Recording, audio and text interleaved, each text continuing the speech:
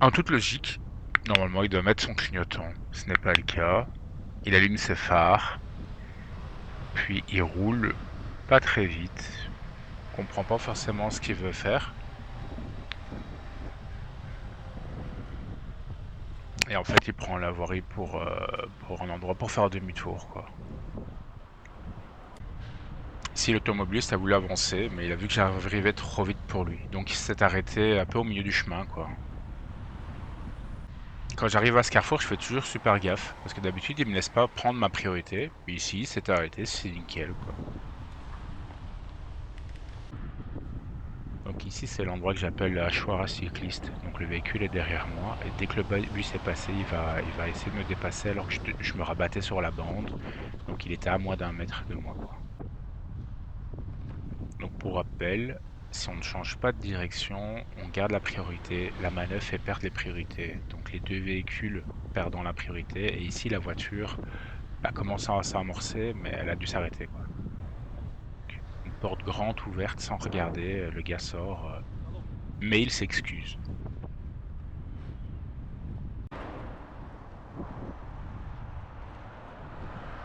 Donc hors agglomération, c'est 1,50 m pour me doubler. Le gars a encore 30-40 cm minimum sur la gauche, mais il l'utilise pas, quoi. Celui-ci était plus à gauche par contre. Des fois j'ai affaire à des idiots, mais lui c'est le roi des idiots quand même, hein. Tracteur s'en fout, le piéton il s'en fout, moi il m'en fout, enfin il se fout de moi, bref. S'il y a un aménagement qui mériterait d'être fait, c'est celui-ci. Pour éviter tourner à droite puis tourner à gauche, on pourrait ici couper le béton qu'il y a devant, et en fait on aurait un accès plus sécurisé pour accéder au Ravel à Anse, quoi. Et donc actuellement on doit faire comme ça. Donc on prend la route de droite, puis après on montre qu'on tourne à gauche et on tourne à gauche, ce qui est dangereux. Et donc ici on est sur le Ravel de Anse à l'heure. Et on arrive en fait à un endroit où il y a un arbre qui est tombé sur la chaussée. Il est totalement dans le noir, on ne voit pas, donc toute personne qui n'a pas d'éclairage risque de se faire surprendre, quoi. Des fois j'ai l'impression que certains veulent gagner 2 secondes. Donc ici, il sait bien qu'il peut pas dépasser, il dépasse quand même, il arrive à un carrefour dangereux. Et dès qu'il en a l'opportunité, il me dépasse. Alors que 10 mètres plus loin, ici, il aurait pu me doubler sans problème, parce que la voirie se réélargissait. Bon après, t'en as certains qui me frôlent de trop près, le premier, le deuxième ça allait, mais le premier pas, c'est 1,50 m ici. Donc ici c'est toujours le même principe, hein, ça me frôle de trop près. Ici c'est 1 mètre pour me doubler, et la camionnette n'est même pas à 1 mètre, quoi. Donc hors agglomération, c'est 1,50 m pour doubler, le véhicule n'y est pas, et en plus un véhicule arrivait de face, s'il arrivait trop vite c'était fini. Donc quand il fait trop froid, un gant ça suffit pas bien souvent, et donc je vais avoir tendance à équiper un deuxième gant sur le gant quand il fait trop froid. Maintenant j'ai acheté des gants chauffants, mais au moment de la vidéo, c'était toujours les vieilles astuces double gant, quoi, double épaisseur. Étant conducteur, je sais que c'est pas impossible de se coller à gauche, hein, on n'est pas obligé de laisser 50 cm à 1 mètre par rapport au champ, on peut se rapprocher encore plus. Je me demande comment certains ont eu le permis. Donc là, ils me grillent ma priorité. Et pour faire quoi? Pour se stationner sur un arrêt de bus. Logique, sur le trottoir même. Donc ici, on est devant l'école secondaire. C'est une zone 30. Je suis à 30 quasiment. Et le gars est bien au-delà. Double d'un peu trop près. Il me double environ à 75 cm. Et en plus, on est dans une zone 30, quoi. Et comme on peut voir, je suis à 27. Alors pour rouler sans main, il faut apprendre à travailler son gainage. Donc j'ai commencé à apprendre à rouler sans main sur un ballon de kiné. On lève une jambe, on lève deux jambes, on apprend à avoir l'équilibre. Puis après, en roulant sur les jambes, on apprend en fait à garder son équilibre constamment. Les bras servent de balancier. Et donc, idéalement, savoir être à plat sort bosse ni rien. Mais c'est pas toujours possible. Le Lilo, un peu court, mais on le prend quand même. Parce qu'il y a une voiture qui est derrière qui va me doubler. Et donc comme ça, moi, la voiture, elle a 1 mètre pour me doubler sans problème.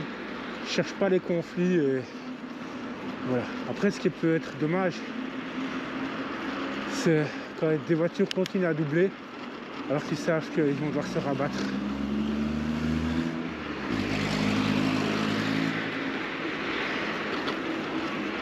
Ici pareil, un îlot assez mal fait. Il est un peu trop large, il faudra un îlot un petit peu plus petit pour que sur la voirie on ait vraiment 50 cm au moins. Ici on va voir, il y a la distance suffisante. Ça c'est parfait comme aménagement. À la base, ils devaient avoir un piquet ici au milieu. Ils ont fait le trou pour le mettre.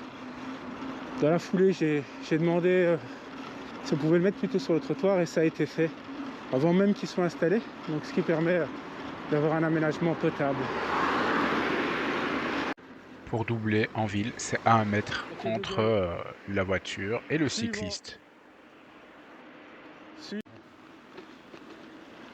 Il faut regarder la route, hein. Il n'est pas obligé de griller les priorités des autres. Même principe ici, essayer de s'imposer, ça sert à rien.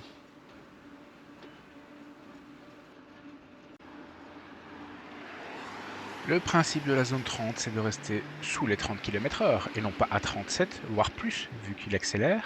Pareil pour la deuxième voiture, qui finissent par freiner pour les dodanes.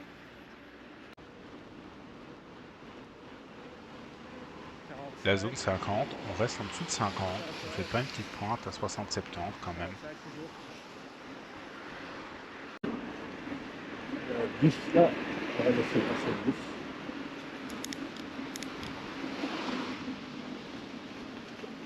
Quand tout à coup, le bus me fait des appels de phare, j'en profite pour y aller.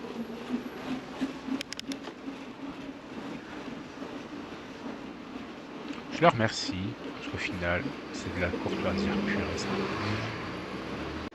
Si on mettait sur les travaux du tram des radars, on pourrait financer les travaux du tram à eux seuls, avec les amendes. Parce que moi, je suis à 31, la voiture me dépasse pour tourner à gauche dans une zone 30, donc elle est au-delà de 40. Pareil ici, là je suis à 31. Qu'est-ce qui va se passer à votre avis? On me dépasse. La voiture là, elle devait rouler probablement à 45-50, en zone 30 toujours. Donc ici on peut voir un comportement dangereux. Une voiture qui rentre dans une allée. J'en fais pas attention. Puis après tout à coup se met à reculer. Donc si je faisais pas attention une seconde ou si je freinais pas, bah, je me prenais la voiture en fait. Et tout ça pourquoi? Pour aller se stationner devant une allée de garage. Qui était interdit quoi. Sur Herstal, le stationnement sauvage n'est pas une priorité. Donc ici on peut voir une voiture mal garée, n'importe comment, et la police ne fera rien. Donc on va compter. Donc ici il y a 1, 2, 3, 4, 5 places à gauche, 6. Il y a 1, 2, 3, 4 voitures mal stationnées à droite. La voiture avance. Donc à gauche on peut voir 1, 2, 3, 4, 5 places légitimes et tout ce qui est à droite, c'est du stationnement sauvage. Petite image pour le proverbe, pas plus loin que le bout du nez. Les véhicules sont focalisés sur le dodane. C'est fini, n'hésitez pas à liker et vous abonner.